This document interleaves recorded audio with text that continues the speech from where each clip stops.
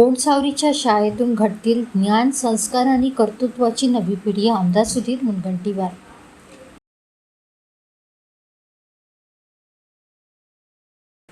शाळा ही केवळ शिक्षण देणारी संस्था नसून ज्ञान, संस्कार आणि कर्तृत्व घडविण्याचे पवित्र केंद्र आहे.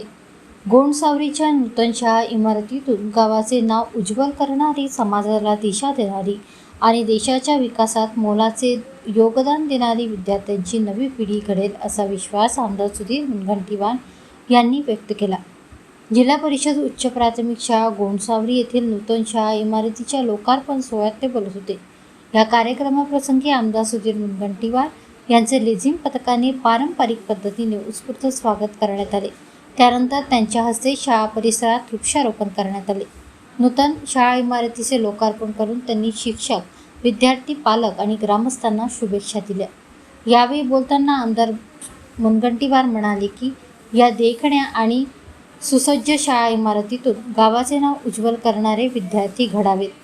इमारत जितकी सुंदर आहे तितकेच मनाने सुंदर, संस्कार संपन्न आणि कर्तृत्ववान विद्यार्थी या शाळेतून बाहेर पडावेत हीच अपेक्षा आहे.